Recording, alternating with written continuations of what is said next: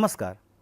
आज के इस अंक में हम समाजशास्त्र के गहन पारिस्थितिकीवाद और उसके परिभाषा और सिद्धांतों की चर्चा करेंगे। तो सबसे पहले इसके ब्रीफ इंट्रोडक्शन के साथ शुरुआत करते हैं। पिछले कुछ वर्षों में संपूर्ण विश्व global warming, climate change, biodiversity loss, environmental degradation और ओजोन लेयर डिप्लेशन जैसे अनेक समस्याओं से जूझ रहा है। इन पर्यावरण के समस्याओं के निदान हेतु यूनाइटेड नेशन ने सतत विकास, जिसे अंग्रेजी में हम लोग सस्टेनेबल डेवलपमेंट के नाम से जानते हैं, उसे एक समाधान के रूप में देख रहा है। साइंटिफिक कम्युनिटी जो है आज के समय में जो लोकल्स, जो धार्मिक परंपराएं और रीति रिवाज है, उसको भी ध्यान केंद्रित कर रही है, जिससे कि पर्यावरण को संतुलन में किया जा सके। जैसा कि हम जानते हैं कि ह्यूमंस और नेचर के बीच में हमेशा से एक अटूट संबंध रहा है, मगर आज के समय में इन संबंध में कुछ महत्वपूर्ण गिरावट आई है। अगर हम ह्यूमन एक्टिविटीज़ की बात करें तो डिफॉरेस्टेशन, अर्बनाइजेशन, इंडस्ट्रियलाइजेशन और ट्रांसपोर्टेशन एक्टिविटीज जैसे ऐसे बहुत सारे मानवीय गतिविधियां हैं जिससे हमारे पर्यावरण को नुकसान पहुंचा है।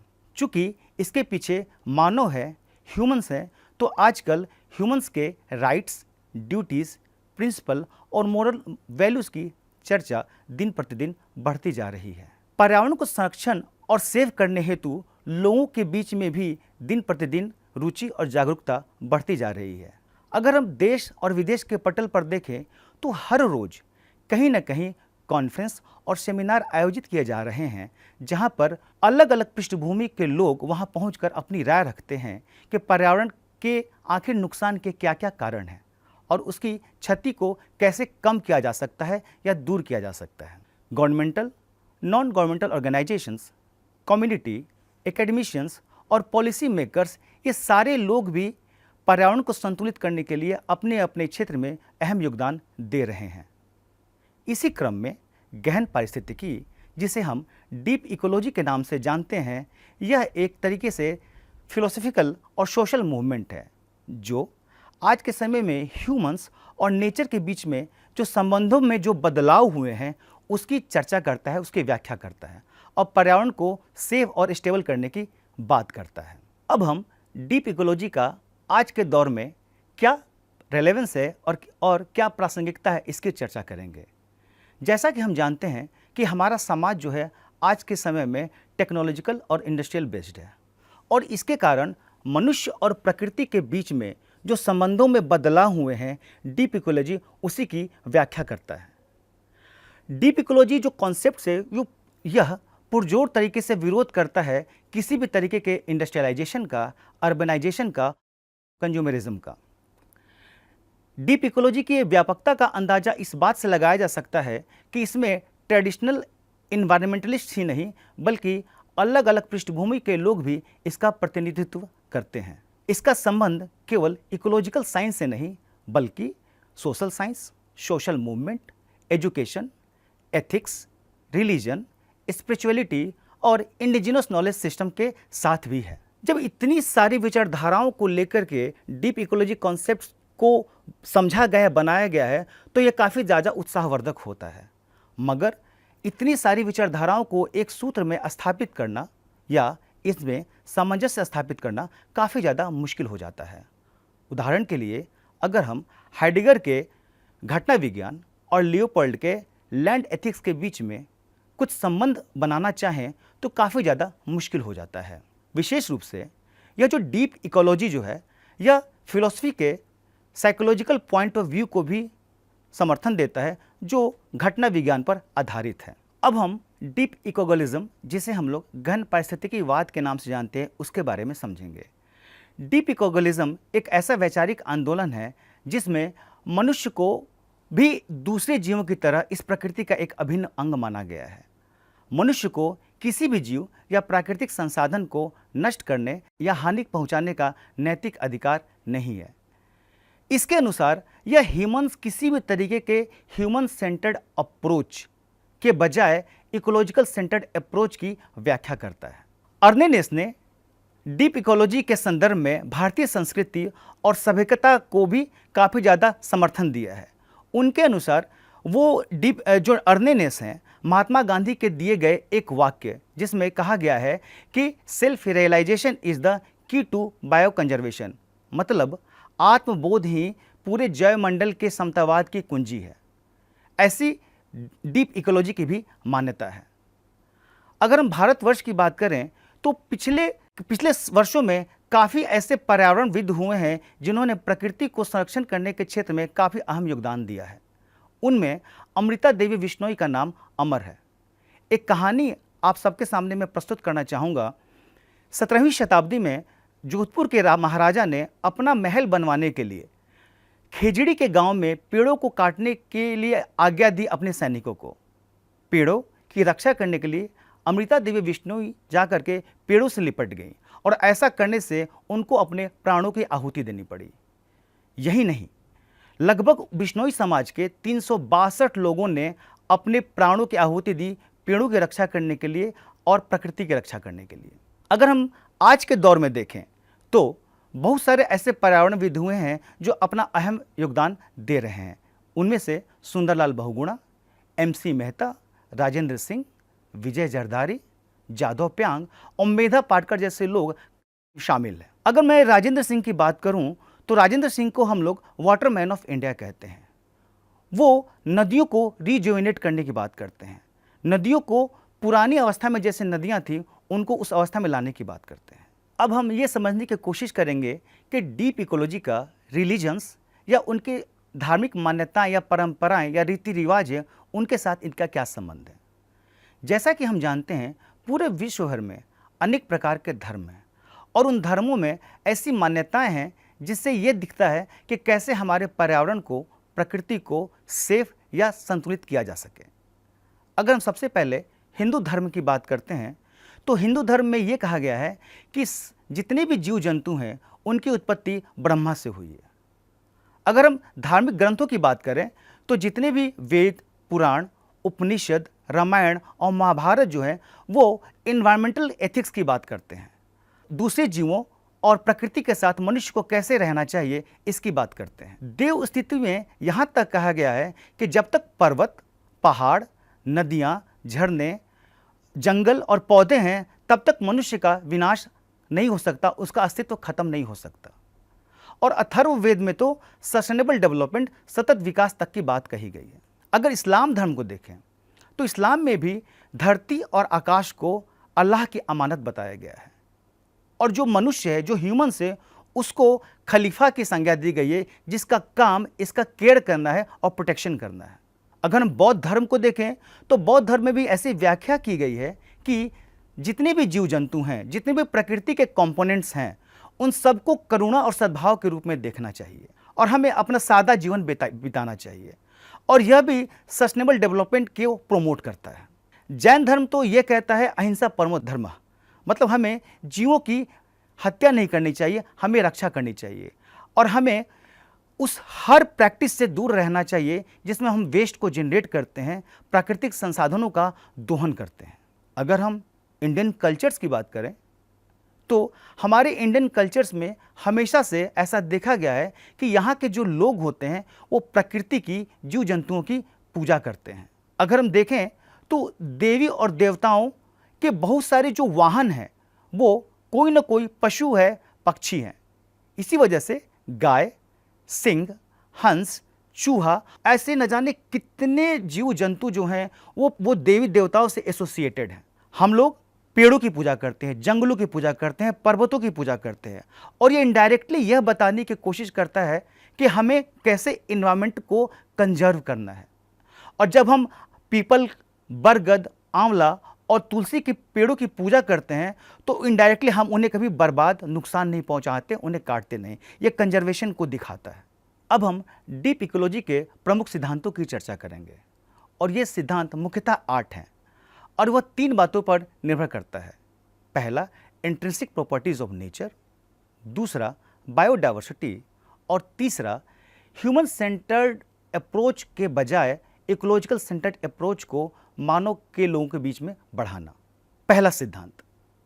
पहला सिद्धांत हमें इंट्रिंसिक प्रॉपर्टीज ऑफ नेचर के बारे में बताता है और यह कहता है कि इस प्रकृति में जितने भी जीव हैं और जो उनका प्रकृति के साथ जो रिलेशन है वो एक अंतर्निहित उसका अपना एक मूल्य है। हर जीव को जीने का, फलने फूलने का और प्रजनन करने का अधिकार है। हर जीव का अपना एक खास महत्व है। इसको अगर हम एग्जाम्पल के तौर पे देखना चाहें तो पहला एग्जाम्पल मैं माइक्रोब्स को लेकर के आपको बताना चाहूँगा। माइक्रोब्स, सॉइल में अगर हम माइक्रोब्स की बात, माइक्रो ऑर्गेनिज्म की कैटेगरी होती है, तो ये माइक्रोब्स जो होते हैं, जो बैक्टीरिया और फंजाई के रूप में होते हैं, ये सॉइल की उर्वरक क्षमता को बढ़ाते हैं। अगर किसी कारणवश माइक्रोब्स को सॉइल से अलग कर दिया जाए तो इसकी सॉइल की जो प्रोडक्टिविटी है वो खत्म हो जाएगी, बर्बाद हो जाएगी, और ऐसा होने से जो भी फूड प्रोडक्शन है उसमें काफ़ी ज़्यादा कमी आ जाएगी। तो सॉइल की प्रोडक्टिविटी को बचाने के लिए माइक्रोब्स का, जो छोटे छोटे जीवाणु और फंजाई है, उनका बहुत बड़ा अहम योगदान होता है। दूसरा एग्जाम्पल मैं आपको टाइगर का लेना चाहूँगा। अगर मैं आपको बताऊं कि फूड चेन में आपने देखा होगा कि टाइगर जो है वो सबसे ज़्यादा ट्रॉफिक लेवल के सबसे ऊपर होता है, कार्निवोरस एनिमल के नाम से जाना जाता है। अगर मैं आपसे ये कहूँ कि टाइगर के किसी भी जगह से विलुप्त हो जाने के बाद वहाँ के आसपास के एरिया में पानी की कमी हो जाएगी, टाइगर अगर किसी भी इकोसिस्टम से विलुप्त हो जाता है तो जो हर्बीवोरस एनिमल्स हैं उनकी संख्या काफ़ी ज़्यादा बढ़ जाएगी।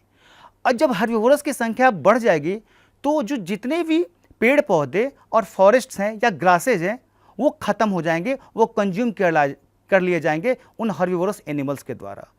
और हम जानते हैं कि पेड़ पौधे, घास जो है, फॉरेस्ट जो है, वो वाटर की, उनकी जड़ें जो हैं वाटर को स्टोर करती हैं और वाटर को पर्कुलेट करके ज़मीन के भीतर पहुंचाती हैं। तो आप समझ सकते हैं कि अब जब बारिश का पानी होगा तो बारिश का पानी सीधे आपको बह जाएगा, वो ज़मीन के भीतर नहीं जा पाएगा। तो आप समझ लीजिए कि इकोसिस्टम में जो फूड चेन है, अगर कोई भी अगर टॉप कार्निवोरस भी चला जाता है, विलुप्त हो जाता है, तो हमारे इकोसिस्टम को काफ़ी ज़्यादा डैमेज उठाना पड़ेगा। तो हम समझ सकते हैं कि छोटा से छोटा जीव जैसे माइक्रोब्स और एक कार्निवोरस एनिमल्स, ये सब का अपना एक अंतर्निहित मूल्य हो प्रकृति में। दूसरा जो सिद्धांत है वो बायोडायवर्सिटी और उसके रिचनेस के बारे में बताता है, जिसे हम लोग हिंदी में जैव विविधता और उसकी समृद्धि कहते हैं।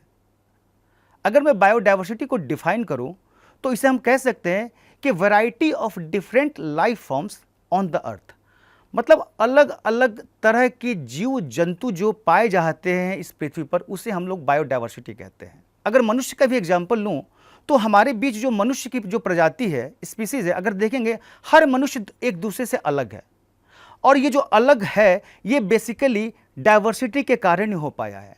कोई गोरा, कोई सांवला, कोई छोटा या बड़ा, जितने भी अगर विविधताएं मनुष्यों की एक स्पीसीज में दिखती हैं वो कारण केवल और केवल जेनेटिक में डाइवर्सिटी के कारण है। पिछले 5 साल पहले एक कोरोना नाम की त्रासदी आई थी और आपने देखा होगा कि मनुष्य प्रजाति को इस कोरोना ने कितना ज़्यादा परेशान किया था। कोरोना का असर इतना था कि कुछ लोग कोरोना के संपर्क में आने से उनकी तुरंत मृत्यु हो गई, कुछ लोग थोड़े समय के लिए बीमार पड़े और कुछ लोगों को कोरोना का कोई असर नहीं हुआ। ये जो कोरोना का असर अलग अलग लोगों में जो पाया गया, ये अलग अलग ह्यूमन में जो डाइवर्सिटी थी जेनेटिक मेकअप के कारण, उसी के कारण हुआ। अगर ये मनुष्य में ये डाइवर्सिटी नहीं होती तो हो सकता था कि पूरी की पूरी मनुष्य प्रजाति जो होती वो समाप्त हो गई होती। यानी कि कहने का मतलब यह है कि बायोडाइवर्सिटी सर्वाइवल के लिए, जीवन को बचाने के लिए काफ़ी ज़्यादा महत्वपूर्ण है। और बायोडाइवर्सिटी ही एक ऐसी प्रॉपर्टी है जिससे हमारा जो इकोसिस्टम है वो सेल्फ मेंटेन्ड और सेल्फ रेगुलेटेड होता है, मतलब स्वनियमित और स्वसंचालित होता है। बायोडाइवर्सिटी की बात करें तो बहुत सारे इकोसिस्टम में सर्विसेज देता है, जैसे पॉलिनेशन, मतलब अगर परागण ना हो, पॉलिनेशन अगर ना हो तो जितने भी आप फ्रूट्स, जितने भी आप पौधे देख रहे हैं, जो सीड्स देख रहे हैं, यह आपको देखने को नहीं मिलेगा। जितने सारे डाइवर्सिटी ऑफ फॉरेस्ट्स हैं, वो जितने भी कार्बन उत्सर्जन होता है वो सारे कार्बन डाइऑक्साइड को वो प्लांट जो है वो स्टोर करता है और क्लाइमेट को रेगुलेट करता है। यही बायोडाइवर्सिटी न्यूट्रिएंट साइक्लिंग में भी अपना अहम योगदान देती है। तो यहाँ पर यह कहने का तात्पर्य है कि बायोडाइवर्सिटी का भी अपना एक खास और अहम रोल है और हमें मनुष्य को बायोडाइवर्सिटी की या प्राकृतिक संसाधनों की हानि नहीं पहुंचानी चाहिए। तीसरा जो सिद्धांत है वो ह्यूमन नीड्स को लेकर के है, मानव की जरूरतों को लेकर के है। इसके अनुसार मनुष्य को अपनी आवश्यक जरूरतें और अन्य जरूरतों में अंतर समझना होगा। किसी व्यक्ति के लिए रोटी, कपड़ा और मकान का इंतजाम ही आवश्यक जरूरतों में आता है, मगर किसी व्यक्ति के लिए, जो अन्य व्यक्ति है, उसको डेली लाइफ में आने वाले हर एक चीज को वो आवश्यक की कैटेगरी में रखता है, जो कि सही नहीं है। ऐसा करने से पर्यावरण पे हम लोग काफी ज्यादा डिपेंडेंट हो जाएंगे। तो मनुष्य को हमेशा आवश्यक जरूरतों और अन्य जरूरतों में अंतर करना होगा। तो चौथा जो सिद्धांत है ह्यूमन पॉपुलेशन को कंट्रोल करने को लेकर के है। जैसा कि हम जानते हैं पिछले कुछ वर्षों में जनसंख्या में लगातार वृद्धि हो रही है और आज के समय में पूरे विश्व की जनसंख्या अगर हम देखें तो 8 अरब के आसपास है और अकेले भारत जो पहले नंबर पे, इसकी जनसंख्या लगभग 140 करोड़ तक हो चुकी है। तो बहुत ज़्यादा जब जनसंख्या होगी, इसका मतलब ये हुआ कि आवश्यकताओं की उनकी पूर्ति करने के लिए हमें प्राकृतिक संसाधनों पे डिपेंडेंट रहना पड़ेगा। कंज्यूमरिज्म, उपभोक्तावाद को बढ़ावा मिलेगा। जो पांचवा जो सिद्धांत है वो ह्यूमन इंटरफेरेंस को लेकर के है, मानवीय हस्तक्षेप को लेकर के है। जैसा कि हम जानते हैं कि प्रत्येक जीव अपने अपने परिवेश में पर्यावरण को कहीं न कहीं हस्तक्षेप करता है और मनुष्य भी करता है, लेकिन मनुष्य के हस्तक्षेप करने से पर्यावरण को सबसे ज़्यादा नुकसान पहुंचता है। कोई भी अगर ह्यूमन इंटरफेरेंस करे हम प्रकृति में तो एक सीमित दायरे में करें, अन्यथा पर्यावरण का काफ़ी ज़्यादा नुकसान होगा। और ऐसा पूर्व में देखा भी गया है कि मानव हस्तक्षेप करने के कारण लाभ कम और नुकसान ज़्यादा हुए हैं। एक उदाहरण से इसको समझने की कोशिश करते हैं। जैसे समुद्र में मान लेते हैं कि कोई एक ऐसा जीव है जिसका वहाँ के इकोसिस्टम को मेंटेन करने में काफ़ी ज़्यादा अहम योगदान है। उसी समय धरती पर जो व्यक्ति है उसका उस समुद्र के जीव से कोई लेना देना नहीं है, लेकिन इस कारण मनुष्य को कभी भी समुद्र के उस जीव को हानि नहीं पहुंचानी चाहिए। अगर मनुष्य हानि पहुंचाएगा तो ओशन में जो इकोसिस्टम बैलेंस है उसको काफ़ी ज़्यादा नुकसान पहुंचा सकता है। इसको दूसरे उदाहरण से भी समझ सकते हैं। वल्चर्स, जिसको हम लोग गिद्ध भी कहते हैं।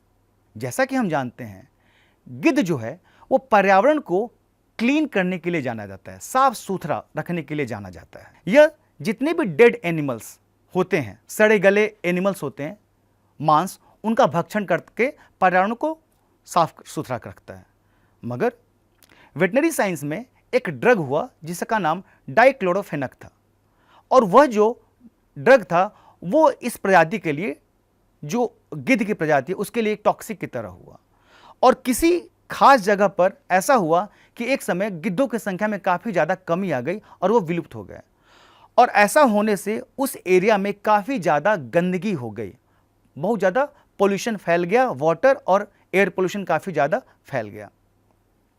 तो किसी भी तरीके का मैं आपको इन उदाहरणों से ये बताना चाहता हूं कि मनुष्य को हस्तक्षेप एक सीमित दर्जे में ही करना चाहिए जिससे कि पर्यावरण को कम से कम नुकसान हो।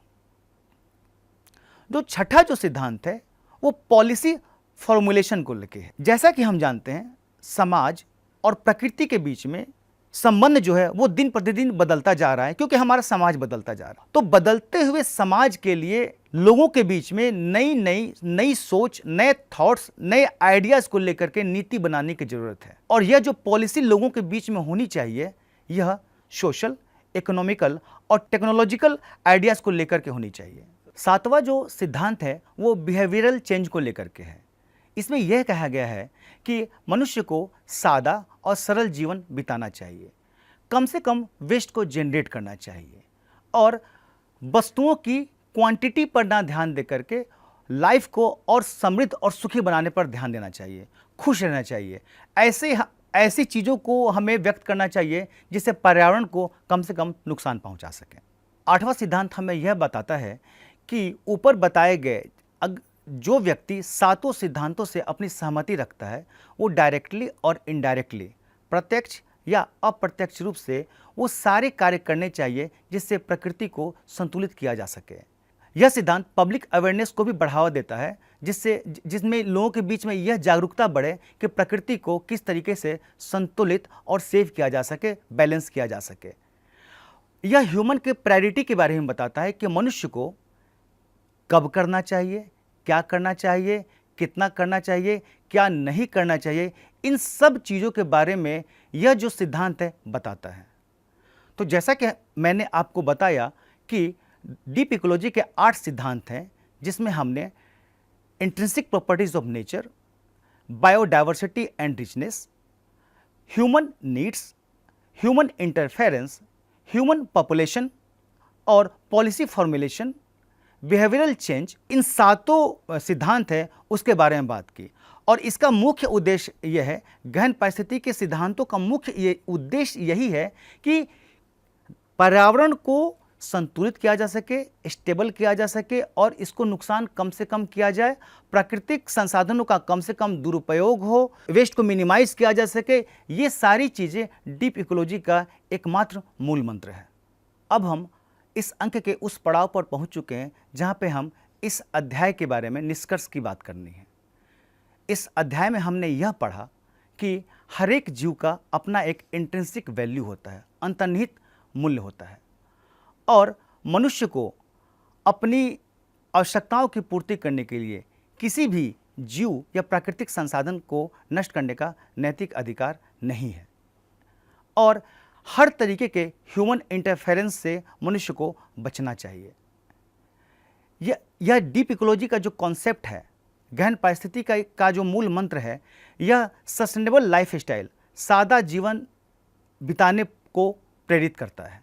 आज के इस अंक में हमने डीप इकोलॉजी की परिभाषा और उसके सिद्धांतों की चर्चा की, जिसमें हमने ये जाना कि हर जीव का अपना एक आंतरिक महत्व है, और जो भी अप्रोच होना चाहिए विकास को लेकर के वो ह्यूमन सेंटर्ड ना होकर के इकोलॉजिकल सेंटर्ड होना चाहिए, और मनुष्य को अत्यधिक इंटरफेरेंस किसी भी इकोसिस्टम को डैमेज करने के लिए नहीं करना चाहिए, और हमें अपना जीवन जो है वो सादा और सरल रखना चाहिए, जिससे कि पर्यावरण को, प्राकृतिक संसाधनों का कम से कम नुकसान हो पाए। आज के अंक में हमने डीप इकोलॉजी के बारे में पढ़ा। धन्यवाद।